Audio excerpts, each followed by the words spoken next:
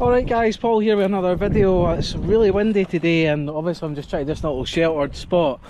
But I've been telling you I've been rebuilding the Kraton AS, so obviously it's on the Proline Badland beadlocks. This is original G1 when it very first came out, Kraton AS. So I had it for a long time and after a while it got neglected for their RCs, needed some parts.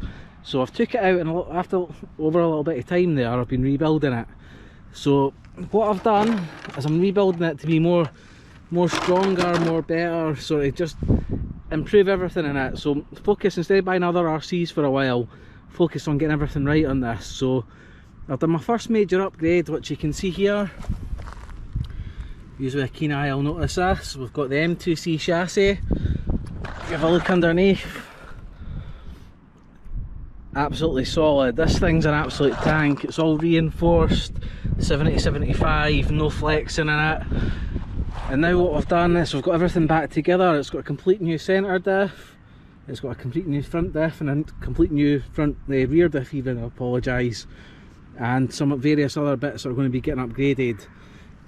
What I've got next is I've got some arms coming for it, upper arms. So I've got steel upper arms coming, which you might think, why would you do that? But I found over time with these arms, if you can see here, where the pins go through, over time the plastic stretches out and it's a little bit loose, so I want to keep flexing the bottom ones, put the upper arms metal.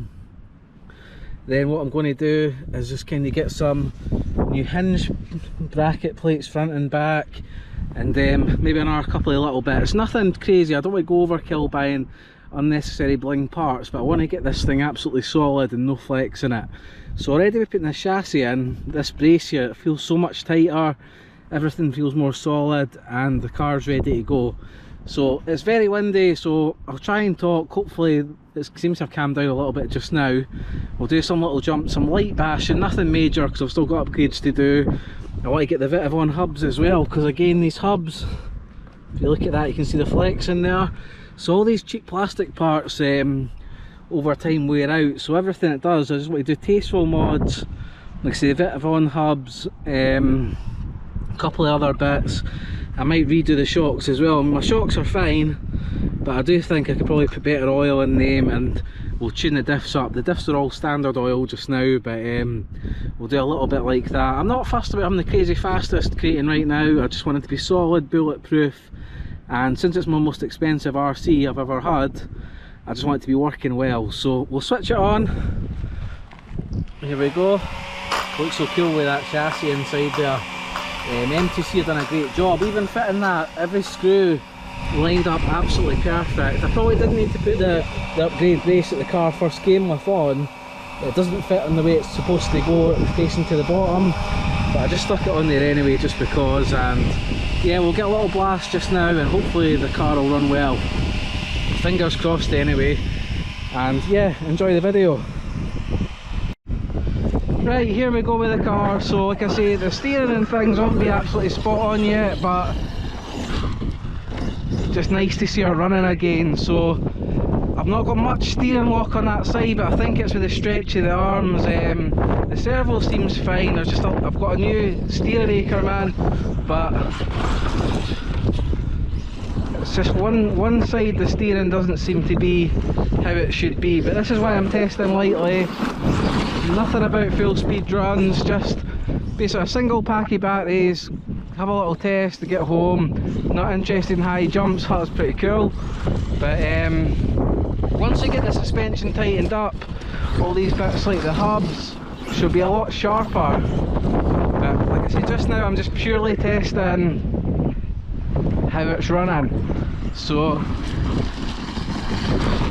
not even I'm planning on using a full battery pack. It's just thought tonight I had a little chance and we'll bring her out and have a look. So you can see how pure the steering is there. It's really, it needs improved a lot.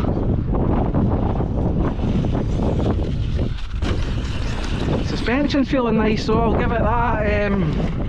Maybe I don't need to do too much to that. Car's looking good, jumping okay, and it's just so nice to have it back out. But I really need to get these front arms. Once they're on, I think I'll improve it a lot without the flex. And yeah,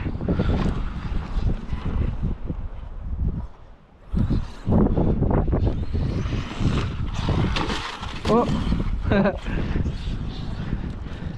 Yeah, a good thing as well with this M2C chassis, I have a lot of confidence that crashes like that with a heavy car aren't going to do crazy damage.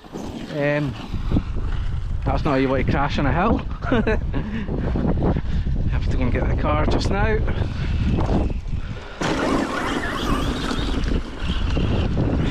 So what I'll do, like I said, I'm not intending to come out, it's really cold and windy, it's just a little test, just a little drive back down to my car, and I just wanted to make sure all the gears are working right. I knew the steering wasn't going to be the best today, but the car's certainly operating.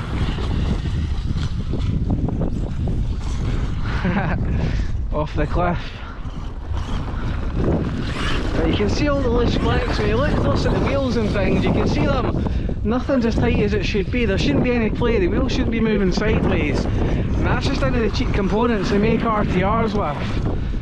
I mean, granted, I've had the car a long time, but it does annoy me when you've got like £1,000 plus RCs and some of the plastics they use aren't for longevity, that's for sure. Even the M2C chassis, you shouldn't really need to do that, but in fairness, I did get a long time out of my chassis, so a little hill climb.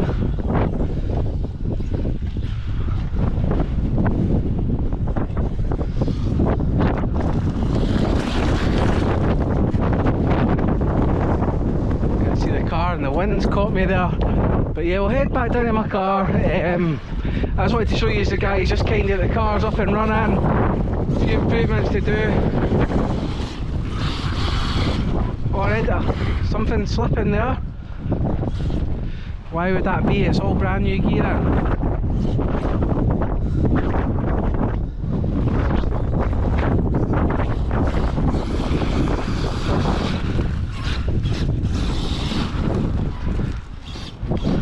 Is it drive shaft related or what's going on there?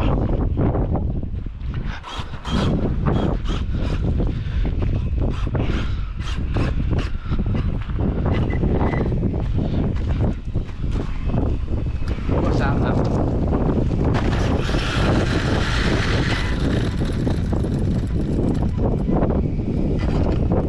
Yep, drive shaft related. You can see the drive shaft snap there on the front of this, so yeah, that's not too bad to be fair. It's annoying, it's obviously snapped off, but let's be honest, the drive shaft isn't too big a deal. And now they're away, I'm just going to replace them with heavy duty, probably M2C ones. But I mean, overall we can see the car's working, we see what we've got to do, drive shaft added to the list, but yeah, once I get my steering sorted, this car should be good and we'll gear it up again. So yeah, hope you enjoyed that quick video. Just going to show that the car's almost ready to go, and yeah, catch you guys in the next one. Fall out, bye.